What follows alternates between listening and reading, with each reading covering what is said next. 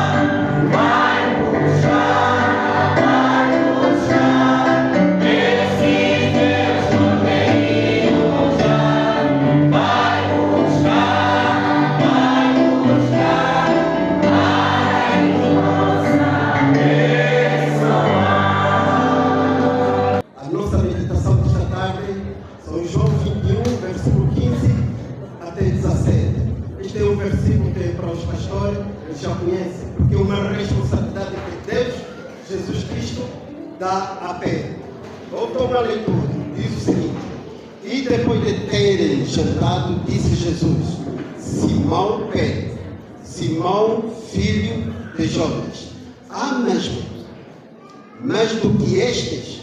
É uma pergunta. E ele respondeu: sim, Senhor, tu sabes que eu amo.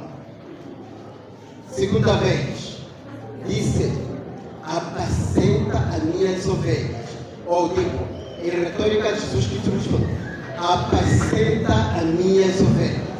No verso 16, tomou dizer-lhe a segunda vez: Simão, filho de Jonas, amas-me?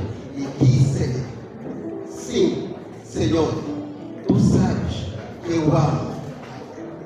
E disse-lhe: apacenta as minhas ovelhas. Essas expressões foram repetidas por 3 vezes. É uma responsabilidade, de manhã já falamos, a responsabilidade magna que estes filhos jovens assumir. É uma responsabilidade porque de trilhões, de bilhões de pessoas que existem no planeta Terra, eles estão dizendo: a quem enviarei? Ele de uma forma direta respondeu. O pastor Benedito respondeu: eis-me aqui, Senhor, envia. E o pastor já se respondeu: eis-me aqui, envia. Junto às suas esposas, assumiram esta responsabilidade. Não estamos a falar da apreciação de pastores. É uma responsabilidade que eles têm. E esta responsabilidade não da sua invenção, mas sim, assim diz o Senhor. Apacenta o quê? Minhas ovelhas. É uma responsabilidade. E de manhã o nosso culto nos diz assim: tivemos 2 Reis 4, versículo 8 até 11. Falou da experiência de uma mamã que chegou que vivia numa cidade, quando via o pastor Eliseu, ele fazia o quê? Dava-lhe o quê? Pão. Para ele fazer o quê? Se alimentar. E depois o que esta mãe fez? Falou ao seu esposo. Meu esposo, eu ainda acredito que este é filho de quem? É filho de Deus e servo de quem? Do Senhor o Altíssimo. E qual é a opinião, ou o que ele disse ao seu marido?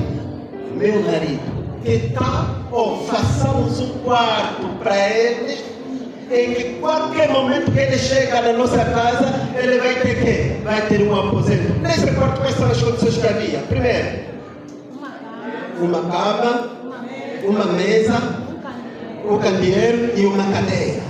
Ok. Para que este filho, servo de Deus, quando chegasse, ficasse quê? Repousado, acomodado.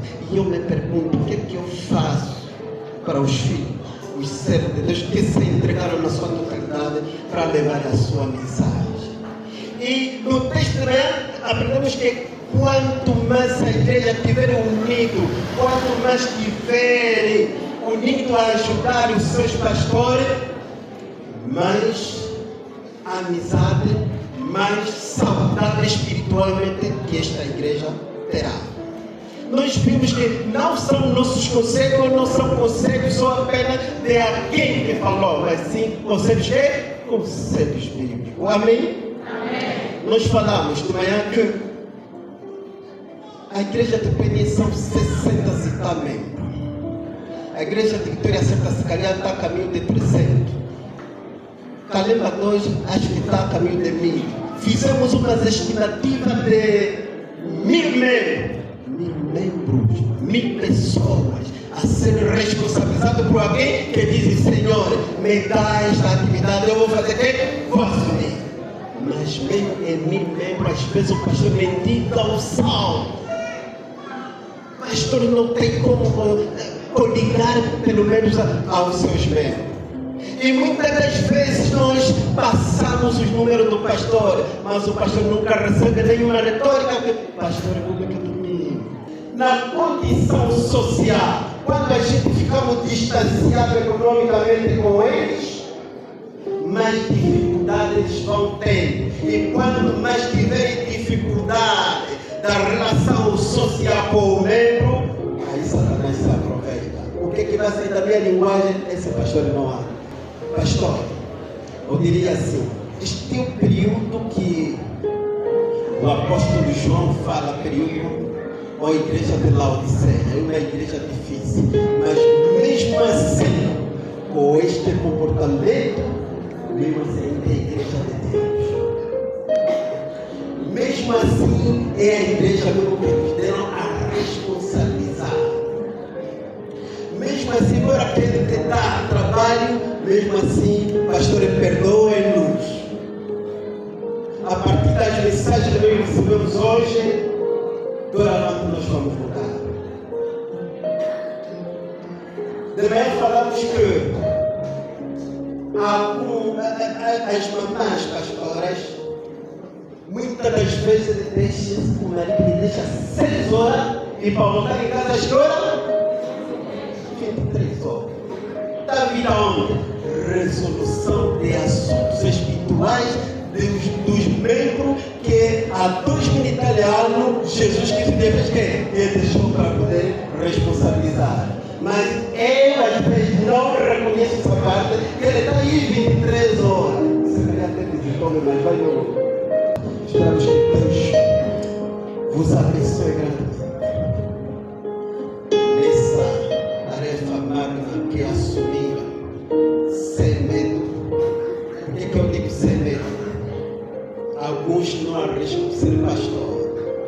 Não é tarefa fácil. Não é tarefa fácil. Nós também falamos que nas esquadras, nos tribunais, seria bicha enorme. Mas só não é bicha porque alguns casos terminam aonde? No reino de Deus. Na responsabilidade de quem? Tem um pastor. Que Deus venha nos abençoar. Que nós percebamos que é preciso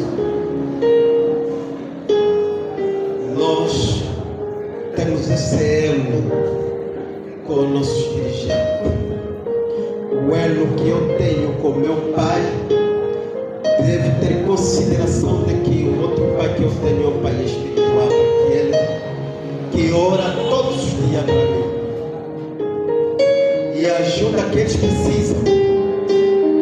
Não é apenas do valor. Nós falamos que também precisam de uma ajuda de oração. Vamos evitar orações excêntricas. Que uma oração que vai iniciando do primeiro verso até o último verso só em prol a ti, a tua família. Oh Deus me abençoa, oh Deus me faz isso, oh Deus abençoa minha mãe, oh Deus faz o quê? O meu filho. Mas nunca introduz o nome do pastor, por favor.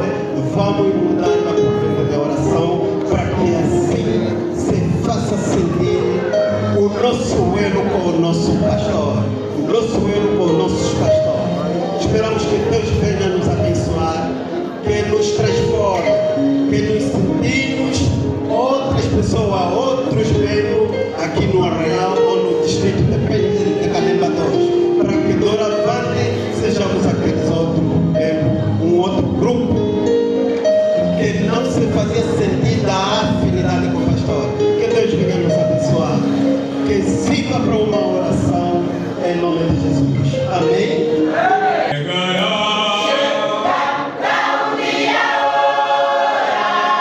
Tem amor, tem jamais terá poder. O meu coração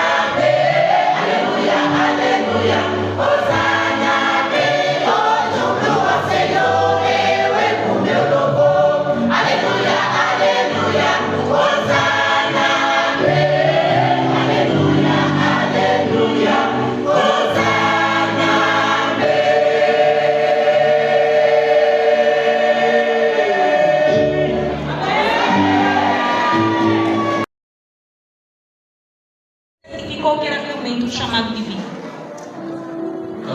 Chefe da igreja, boa tarde, igreja. Boa tarde. Feliz sábado a todos. Muito bom. Eu acho que se for para colocar um tempo específico, seria 2011. Nós começamos um grupo assim pequeno de obreiros na igreja, onde saíamos para pregar e realizar campanha de evangelismo. Uma delas até fizemos aqui no Calema 2 na época, né? Alguns irmãos ainda lembram-se de mim. E desde aquele momento era o que eu tinha prazer de fazer. E descobrir que você pode fazer aquilo para toda a vida foi tipo um sonho sendo realidade. Acho que foi naquele período que eu entendi que estava sendo chamado para ir fazer esse trabalho. E como chamado você não ouve sozinho, né? Outras pessoas têm que confirmar que te chamaram. Então tivemos um apoio muito grande da parte da igreja. E a confirmação veio dali, que realmente poderia ser selecionado para ir fazer teologia. Então, Deus assim fez. Então podemos ter como uma das grandes comprovações ou ratificação que foi também a confirmação de outras pessoas que conseguiam observar o pastor. Boa tarde, igreja. Boa tarde. Falar sobre a questão do meu chamado. Eu desde os 9, 10, 11 anos já tinha sempre o desejo de me tornar pastor. Desde os 9, 10 até os 11 anos. Mas quando eu fui atingindo a fase da adolescência, as coisas começaram a mudar um pouquinho. Parece que queria seguir já outro rumo. Mas, quando entrei para o ensino médio, fazendo a 10ª classe, eu senti em uma semana especial o desejo de ser pastor por meio de um professor que era metodista, um professor meu do ensino médio. Na segunda semana de aula, quando ele olhou para mim, não é por causa da vestimenta, porque também não havia metido nem calça social nem nada, porque era aquela fase da adolescência, entrar para o ensino médio, por causa da gente ser normal, e ele olhava para mim e dizia: pastor, de forma insistente. Mas depois eu percebi que naquela semana uma voz sobre a minha mente, desejo de querer servir a Deus, e fui orando, aquilo continuou. E quando terminei o meu ensino médio, sempre acreditei naquilo que poderia me tornar. Fui fazendo teste de teologia, depois também antes do teste tive um grande desafio, porque o meu pai nunca aceitou que eu me tornasse pastor, queria que eu me tornasse outra coisa, apesar do desejo que eu já tive desde a minha infância, mas ainda assim ele não aceitava. Mas eu comprovei realmente que poderia ou pode ser um chamado do Senhor, quando na mesma semana ele me disse que não poderia, mas não poderia fazer teologia, nem me pagar a formação, mas ainda assim eu fiz um desafio com o Senhor. Orando e confiando a Deus, eu fui fazendo o teste de teologia, sem apoio, sem patrocínio da parte dele, mas depois de uma semana ele chegou do nada: quanto é que é a propina? Aquela para o pastor foi uma confirmação Eu de que senti realmente que é aquilo é chamado. uma confirmação do chamado do Senhor. Ok, então, desculpa, juntamente com a dificuldade vem também a alegria, né? Tipo, tem o vendaval, depois vem a bonança. Gostaríamos também de ouvir mais bonança ou mais alegria, que o pastor também já passou nesse percurso todo. Ok, vou começar com dificuldades, né? É claro que a obra não é... A obra é santa, né? Mas as pessoas não são santas. E algumas vezes dessa imperfeição que algumas pessoas têm, podem ter ações, podem tornar a vida ministerial muito difícil. Mas no meu caso, de forma específica, uma das maiores dificuldades foi o equilíbrio do tempo e do trabalho. Eu trabalhei muito tempo solteiro, então eu tenho uma rotina de trabalho diferente. Eu lembro que antes de conhecer alguém, eu tinha 7 igrejas, 3 salões, eu não estava assim muito preocupado em encontrar alguém para casar. Então eu falava que as minhas igrejas são as minhas esposas, meu tempo é dedicado somente para eles. Então fiquei formatado com isso.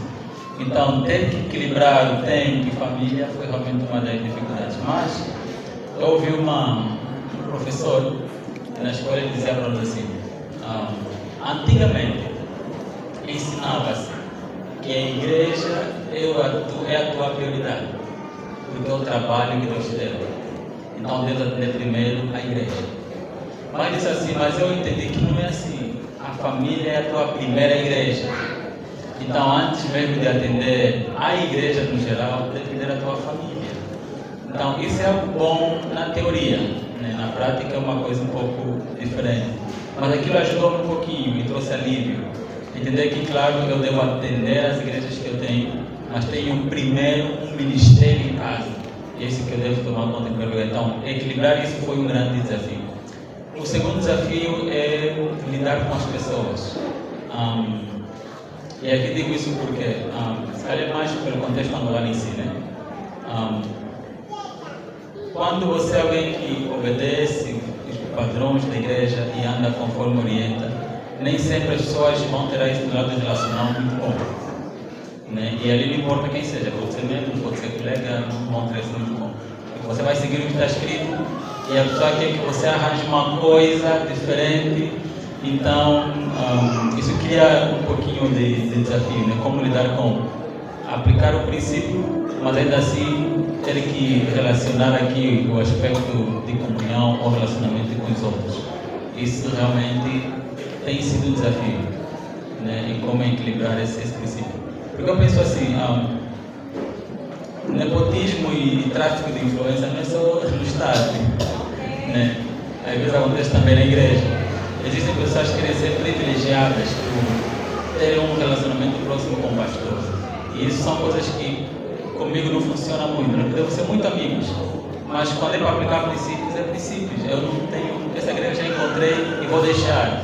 Se ela orienta assim, eu devo fazer assim. Agora, amizade à parte, princípios à parte. Quando tentam misturar um pouquinho aí, cria de facto um desafio. Então a implementação do princípio de forma sólida tem causado muito sofrimento ao pastor. Cria em todos os sítios, né? Em todos os sítios cria. Em todas as profissões também tem e notam-se isso. Então vamos facilitar os pastores, é isso. Vamos ser pessoas mais relacionáveis, não é?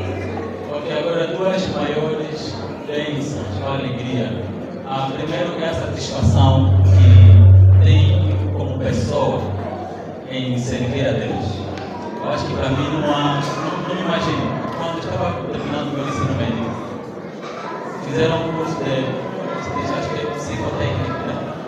Para saber qual é a tua inclinação e qual faculdade você deveria seguir. E os meus cursos que foram aprovados eram relacionados à medicina. Tinha uma professora que queria muito que eu fizesse medicina, que tinha notas excelentes na disciplina dela. Ela foi comigo desde a 10ª até a 12ª. E queria muito, disse: não, vai só tenta, vamos dar para uma bolsa para isso, vai fazer medicina. Mas infelizmente foi no meio daquele percurso em que eu entendi que eu que ir para um outro sítio. Então eu penso assim hoje, se eu fosse um médico hoje ou uma outra coisa, também tenho paixão por engenharia, né? Se fosse um médico ou engenheiro, será que eu estaria feliz naquele lado? Como estou aqui, então a satisfação é o que mais é a maior bênção que eu tenho. A segunda maior bênção do ministério é conhecer pessoas maravilhosas. A Igreja de Deus é uma igreja universal e nesse momento eu conheço pessoas de quase muitos lugares, né? Diferentes lugares. E cada lugar que você vai e passa e vê que a igreja opera de forma harmoniosa em quase todos os sítios, essa unidade na missão, esse movimento todo, vai sentir que realmente eu estou no lugar certo. E a satisfação de que você está pregando a verdade, vivendo a verdade, é uma coisa que não pode ser. Pastor Jens, a mesma questão. Duas dificuldades e duas alegrias. Sobre dificuldade, eu acho que ainda não tenho muito a falar. Mas talvez eu poderia dizer uma que eu estou a sentir, e bem que o pastor também já disse, a questão do tempo. A questão do tempo, às vezes, torna-se muito difícil. Por exemplo, aqui na igreja do Peniel, o ancião Gregório, acho que já chegou de me acompanhar em casa até 23 horas. E, às vezes o tempo é mesmo difícil. O tempo tem sido difícil. Mas agora, quanto à questão da alegria, eu digo que é um prazer enorme servir a Deus. E isso me mete alegre constantemente e me faz levantar a cada dia e para servir a Deus ainda mais. E a outra é quando eu visito algumas casas e algumas pessoas, quando se deparam com a presença do pastor, manifestam uma alegria enorme ao ver o pastor, talvez dentro de casa é como na sua igreja. Isso é um motivo de grande alegria para mim. Pastores, de forma muito incisiva, nós gostaríamos de saber, se tivessem o poder de extrair alguma coisa das vossas ovelhas, desses membros que estão aqui, pode ser espiritual, moral ou material, o que os pastores retirariam de nós? De uma forma tão sincera e incisiva. Nós temos alguma coisa, pode ser espiritual, moral ou material, e o pastor tem o poder de retirar isso, o que é que retiraria? É verdade, né? Sim. Mas nós gostaríamos de saber.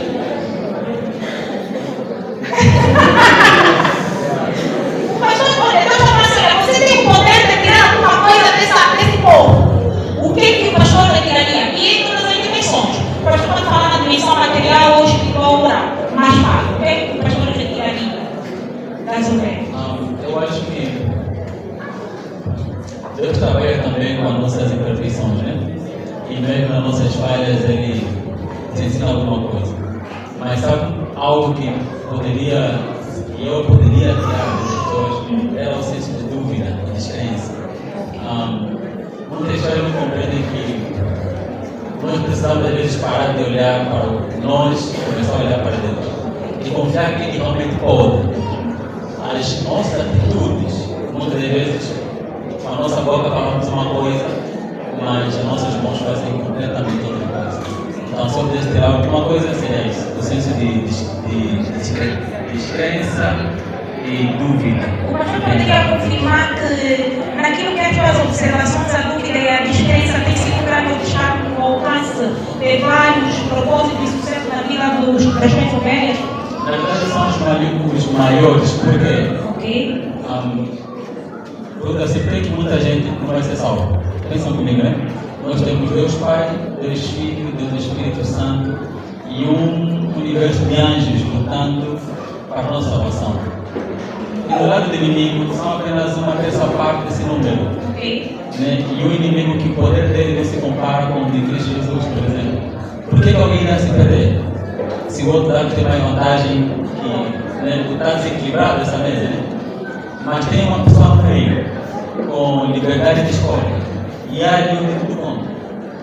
Quando a pessoa começa a olhar muito em você mesmo, em vez de olhar para Cristo, essa descrença é a única coisa que impede com que você salve. E também é a única coisa que faz com que a tua vida vá de uma forma muito diferente. O que retiraria dos membros da tua igreja? Tens esse poder, hoje mesmo.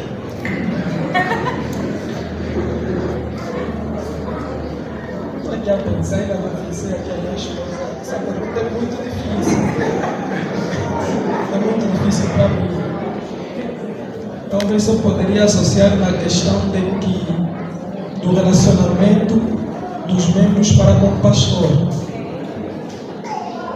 Que na questão de que temos que melhorar a questão do diálogo, que deve haver mais diálogo da parte dos membros para com o pastor e também compreensão.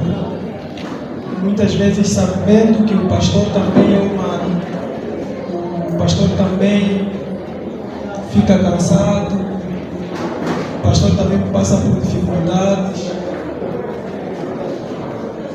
Compreensão da parte do pastor. Compreensão. Pastor, a partir de hoje, vou parar de duvidar e começar a cumprir os pastor.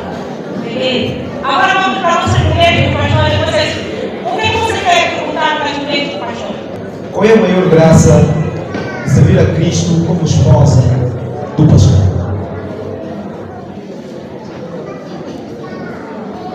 Muito bem. Primeiro digo que servir ao qual não é a graça, certo? A bênção, a experiência com Deus, primeiro, a comunhão com a comunidade ou com a igreja, e segundo, servir a Deus. Primeiro digo a experiência com Deus, porque por diálogo, tem uma amizade, tem um relacionamento, mas não tem experiência. Quando digo de experiência, é passar por uma dificuldade e ter a esperança de que vai passar, se acolhendo nos braços de Jesus. Isso é uma das coisas muito difíceis que todos nós, não só como mulher de pastor, mas como todos nós temos. Quando passamos por dificuldade, o difícil é onde está Deus? Está aí. Agora, o tempo dele não é o nosso. A resposta dele não é humana. Então, esta é uma das graças. Eu poderia começar dizendo que é sentir a total dependência em Deus, porque nós dependemos somente dele. Então, a experiência que nós ganhamos com isso, nós conseguimos perceber que tudo é somente pela graça. Então, eu pura e simplesmente defino isso como a dependência a Deus. E isso está relacionado com o que a minha irmã falou, que é a comunhão. Então, nós ganhamos uma comunhão com Deus inexplicável. E com essa comunhão, nós ganhamos também experiências. Sabe, existem situações que nós, como esposa do pastor, vivemos que, se não fôssemos esposa do pastor, teríamos, se calhar, uma outra forma de solucionar. Mas, como esposas de pastores, nós temos uma outra forma de solucionar. É por isso que eu disse que nós dependemos totalmente da graça de Deus. Então, nós não vemos nenhuma outra vírgula, nenhum outro ponto, nenhuma outra exclamação, é mesmo só Deus. Pensando já que eu tenho de casada, no princípio foi muito difícil por conta da experiência que o pastor passou. Foi muito difícil porque eu não compreendia ainda praticamente nada. Existem momentos que o pastor sai, não tem hora de voltar. Então, e existiam momentos que o pastor ligava para mim a pedir que passava uma semana, 2 semanas. O pastor, o ano passado, foi departamental de mordomia, foi o ano que nós mais vimos dificuldades, porque existiam momentos que ele saía e deixava o nosso bebê a dormir e voltava e encontrava ele a dormir. E isso não é 2, 3 dias, ou um dia sim, um dia não. É uma semana, 2 semanas. E existia um momento que ele dizia: olha, por favor, não faça o Abdeu dormir muito cedo, porque eu sou muito regrada com o tempo e com os horários do Abdeu. Chegou a hora de dormir, Mas existia esses momentos. Então, essa foi uma das grandes dificuldades. E a outra foi... Na verdade, eu estava a responder a Emma, mas a que eu encontrei mesmo no princípio, porque essa veio depois, o Abdeu veio depois. Então, essa é uma dificuldade que veio no decorrer já do ministério. Mas a que eu encontrei tão logo ao entrar foi as expectativas. É que a igreja coloca muitas expectativas sobre a esposa do pastor, que se nós não dermos o autodomínio, nós acabamos nos desviando, porque nós estaremos constantemente procurando suprir as expectativas que a igreja coloca sobre nós. Então, essa foi uma das grandes dificuldades que eu encontrei. Eu participei diretamente, da formação do pastor. Eu conheci a província do Ambo. Até o pastor me disse que graças a ele, conheci uma província.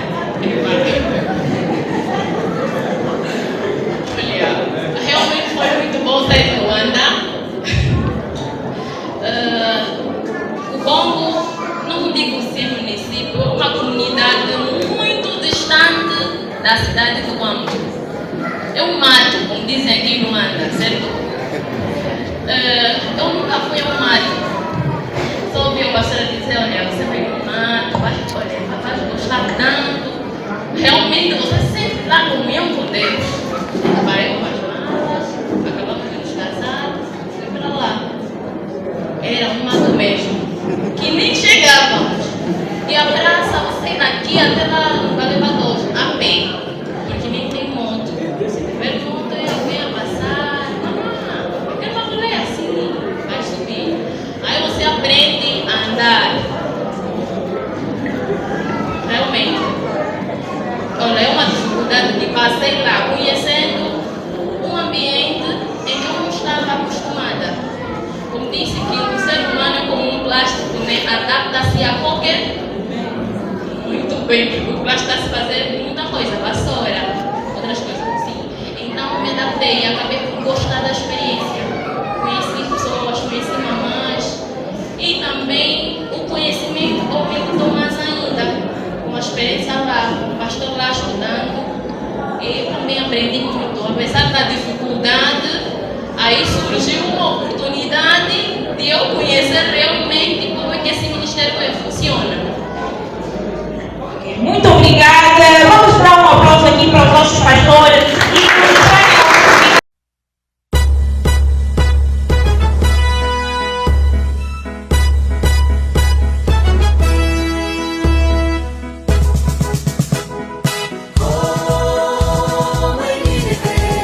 hoje muitos jovens estão em perigo. Precisam